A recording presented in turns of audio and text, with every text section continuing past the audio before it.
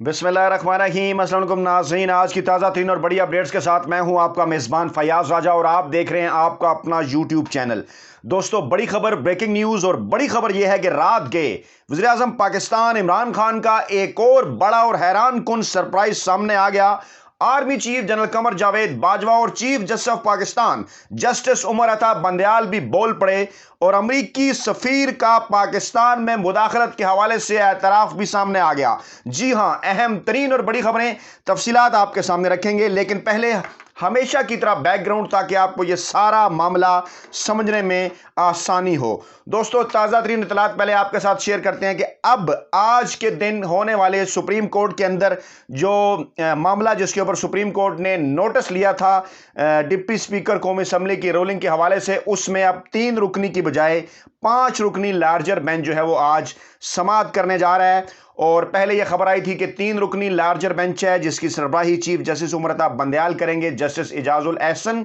और इसके साथ साथ जस्टिस मोहम्मद अली मजहर इसमें शामिल होंगे। लेकिन अब यह इतलात हैं कि यह बेंच 3 रुकनी नहीं 5 रुकनी होगा।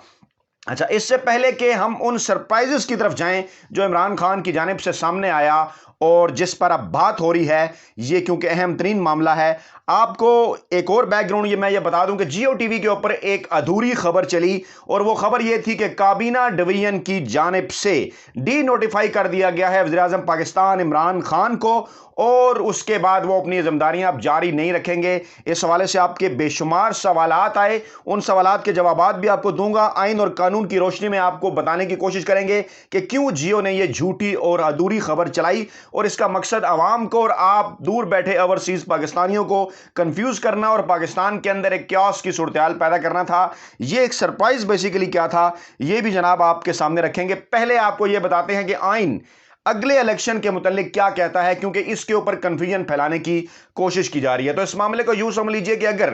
पाकिस्तान के अंदर कोई भी हुकूमत अपनी मुद्दत पूरी करती है जो कि आइन के अंदर दर्ज है, यानी 5 साल की, और मौजूदा हुकूमत अगर अपनी आइनी और कानूनी मुद्दत पूरी करती जो कि बनती है जनाब अगस्त 2023 में जाकर, तो ऐसे मौके के ऊपर जब हुकूमत अपनी 5 साल मुद्दत पूरी करे तो फिर अगले आइंदा आम इंतखाबात जो हैं वो 60 रोज के अंदर करवाना होते हैं, यानी उस वक्त ये तारीख बनती है अक्टूबर 2023 की। लेकिन आइन ये भी कहता है और ये इख्तियार है वज़ीर आज़म पाकिस्तान के पास कि वो सदर ममलकत की से जो है वो उनको एडवाइस करके, उनके एडवाइस लेके जो है वो बामी मशवरे के बाद कौमी असम्बली को वक्त से पहले तहलील कर सकते हैं। और अगर कोई हुकूमत अपनी मुद्दत पूरी ना करे, कौमी असम्बली वज़ीर आज़म पाकिस्तान तहलील कर दें, तो फिर इलेक्शन होंगे 90 रोज के अंदर। अब टेक्निकली भी इस मामले को समझ लीजिए, क्योंकि अगर तो अपनी मुद्दत पूरी करे तो इलेक्शन कमीशन तैयार होता है, वो अपनी तैयारियां पहले से शुरू कर देते हैं, उन्हें पता होता है, एक डेट सामने होती है कि जनाब अक्टूबर 2023 में ये इलेक्शन होंगे और वो तैयारियां पहले से शुरू कर देते हैं, इसलिए 60 दिन का वक्त रखा गया है। लेकिन तहलील करना क्योंकि अचानक फैसला होता है, आपको समझा रहा हूं ताकि जियो टीवी आपको कंफ्यूज ना करे।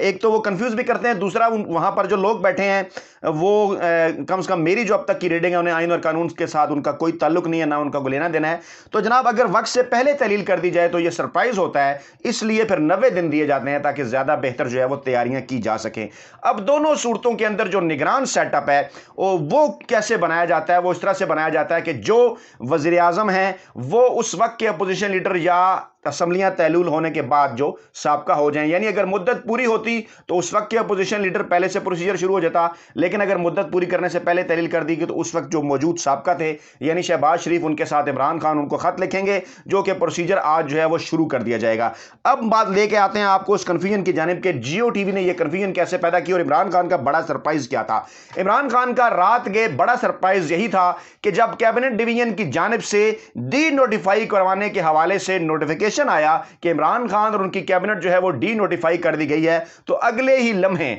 एक और नोटिफिकेशन भी आया, लेकिन उसको तो जियो टीवी ने उस तरह से प्रेजेंट नहीं किया, लेकिन इस नोटिफिकेशन को लेकर उन्होंने खेलना शुरू कर दिया। अगला नोटिफिकेशन जनाब क्या था? अगला नोटिफिकेशन यह था कि आइन के आर्टिकल 224A4 के तहत वज़ीर आज़म पाकिस्तान इमरान खान कैबिनेट के तहलील होने, असम्बलियों के तहलील होने के बावजूद सदर की हिदायत पर اس وقت تک جب تک کہ نیا نگران سیٹ اپ نہیں آ جاتا اپنی ذمہ داریاں نبھاتے رہیں گے. یعنی آج کے دن تک اس وقت بھی وزیر اعظم پاکستان عمران خان ہی ہیں. اور یہ تھا عمران خان کا وہ بڑا سرپرائز جس پر ساری اپوزیشن سٹ پٹا کر رہ گئی, کیونکہ اب انہیں فوری طور پہ عمران خان سے اگر وہ یہ چاہتے ہیں کہ عمران خان گھر جائے تو انہیں جلد از جلد نگران سیٹ اپ بنانے کے لیے حکومت کی اور عمران خان کی بات ماننا پڑے گی. اور بڑا سرپرائز ایک اور یہ تھا کہ نام جو سامنے آ رہا ہے اگلے نگران وزیر اعظم کے لیے الیکشن سے پہلے وہ ہیں جناب جسٹس شیخ عظمت سعید.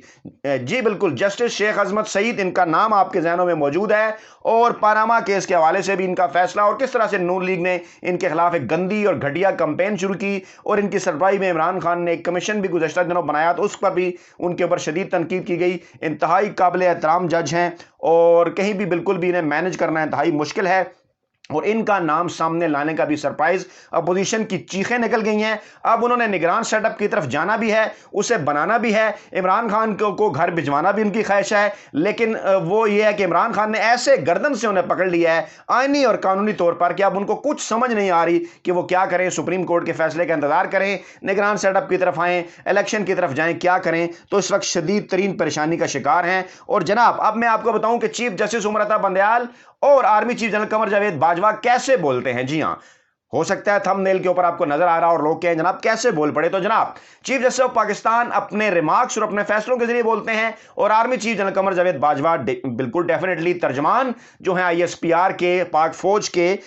جو ہیں وہ اس وقت جو D G I S P R ہیں میجر جنرل بابر افتخار, ان کے ذریعے بولتے ہیں. تو آج جب جیو ٹی وی, ہم ٹی وی اور دیگر کچھ ایسے ٹی وی چینلز نے ان کے ساتھ رابطہ کرنے کی کوشش کی, جب ان سے پوچھا کہ جناب یہ کیا ہوا ہے, تو انہوں نے کہا کہ اس کا کوئی تعلق فوج کے ساتھ نہیں ہے, یہ ایک سیاسی عمل ہے, ہمارے سے ہرگز نہ جوڑا جائے. جب ان سے کہا گیا کہ کیا آپ کے مشورے سے یہ ہوا اسمبلیاں تحلیل, تو انہوں نے کہا ایبسولوٹلی ناٹ. یعنی عمران خان کے اس بڑے سرپرائز کے اوپر آرمی چیف کی جو ان کا موقف بھی آ گیا, اور چیف جسٹس عمر عطا بندیال کا موقف اس طرح سے آیا کہ جب انہیں یہ کہا گیا کہ ڈپٹی اسپیکر کی رولنگ کو مسترد کر دیا جائے تو انہوں نے ڈپٹی اسپیکر کی رولنگ کو مسترد کرنے کی استدعا مسترد کر دی. یعنی مسترد انہوں نے نہیں کی, اور آئین اور قانون بھی یہی کہتا ہے کہ اسپیکر اور ڈپٹی اسپیکر قومی اسمبلی کی جو رولنگ ہے وہ کسی فورم پر چیلنج نہیں ہو سکتی. اعتزاز احسن بھی یہ کہہ چکے ہیں, ماضی میں رضا ربانی بھی یہ کہہ چکے ہیں, ان کا ایک بیان بھی موجود ہے ٹویٹر کے اوپر گردش کر رہا ہے جس میں وہ یہ کہہ رہے ہیں کہ کسی جگہ پر چیلنج نہیں کیا جا سکتا. اس طرح عمران خان کے لیے جو گڑھا کھودا, عمران خان کے لیے جو جال پھینکا, اس گڑھے میں اپوزیشن خود گر گئی, اس جال میں اپوزیشن خود پھنس گئی. اور اب بتاتے ہیں آپ کو ایک اور بڑی اور اہم ترین خبر, اور وہ بڑی اہم ترین خبر ہے امریکی سفیر کا ان بٹوین دا لائنز اعتراف. جی ہاں بالکل, امریکی سفیر آج عمران خان نے ایک اور سرپرائز کارڈ پھینکا دیا. جیسا کہ میں بارہا اسی پلیٹ فارم پر آپ کو بتا چکا کہ عمران خان کے پاس آخری کارڈ بھی کم از کم 10 کارڈز ہیں جو کہ بار بار آئیں گے. آپ کو یاد ہوگا میں بار بار آپ کو بتاتا رہا ہوں کہ آخری کارڈ بھی 10 کارڈ ہیں. ایک اور کارڈ اس وقت سامنے آیا جب عمران خان نے امریکی سفارتکار یعنی امریکی اسسٹنٹ سیکرٹری آف اسٹیٹ ہے ڈونلڈ لو, ان کا نام ہے, ان کا نام عمران خان نے لیا اور کہا کہ یہ ہیں وہ صاحب ڈونلڈ لو کہ جنہوں نے ہمارے سفیر کے ہاتھ یہ دھمکی آمیز پیغام بھجوایا تھا. اور اہم ترین بات یہ ہے کہ امریکی سفارتکار یہ جو ڈونلڈ لو ہیں اس وقت یہ بھارت کے دورے پر ہیں. وہاں اب یہ تانے بانے تلاش کیے جا رہے ہیں کہ اس گریٹ گیم کے اندر کیا بھارت کا بھی حصہ تھا. بھارتی صحافی نے وہاں ان سے سوال کیا کہ عمران خان نے کہا کہ آپ نے پاکستانی سفیر کو دھمکی امیز پیغام بھیجا تھا, کیا آپ نے پاکستان کو یہ پیغام دیا تھا کہ اگر عمران خان ہی رہے پاکستان کے وزیر اعظم تو مشکلات ہوں گی, جس کی انہوں نے تردید نہیں کی. یہ اہم ترین معاملہ ہے جو کہ ان بٹوین دا لائن اعتراف ہے. انہوں نے کیا کہا, انہوں نے کہا جناب کہ انہوں نے تردید نہیں کی, انہوں نے یہ کہا کہ پاکستان کی صورتحال کو باریک بینی سے دیکھ رہے ہیں اور جناب پاکستان کے آئینی اور قانونی عمل کا جو ہے وہ احترام کرتے ہیں. اب مجھے امید ہے کہ یہ تمام تر چیزیں میں زیادہ بہتر طریقے سے آپ کے سامنے ایکسپلین کرنے میں کامیاب ہو گیا ہوں گا کہ بالکل بھی کنفیوز نہ ہو جیو ٹی وی یا دیگر ٹی وی چینلز کی جھوٹی اور ادھوری خبروں سے. ڈی نوٹیفائی عمران خان ضرور ہوئے, اور ضرور اس طرح سے ہوئے, اس کو سمجھیے کہ جو کہ منتخب وزیر اعظم کے طور پر وہ چلے آ رہے تھے ان کا ٹینور جو ہے وہ ایک मतलब कौमी असम्बलियाँ तहलील होने के बाद कौमी असम्बली तो ख़त्म हो गई, सब अपने घर चले गए, लेकिन आइन उन्हें यह गुंजाइश देता है कि जब तक नया निगरान सेटअप नहीं बन जाता उस वक्त तक वही वज़ीर आज़म रहेंगे। और अब अपोजिशन के गले में एक हड्डी फंस चुकी है कि जो ना फेंकी जा सकती है ना निगली जा सकती है। अब वो जल्द अज जल्द निगरान सेटअप की तरफ भी जाना चाहते हैं, इलेक्शन की तरफ भी जाना चाहते हैं। मामला भी सुप्रीम कोर्ट में है और इमरान खान उस वक्त तक वज़ीर आज़म पाकिस्तान भी रहेंगे जब तक शहबाज शरीफ नए निगरान सेटअप के ऊपर मान नहीं जाते। कैसा लगा सरप्राइज? फीडबैक जरूर दीजिएगा। अपना बहुत ख्याल रखिएगा, दुआ में याद रखिएगा। नई वीडियो के साथ जल्द आपकी खिदमत में हाजिर होंगे। अल्लाह ने के मान।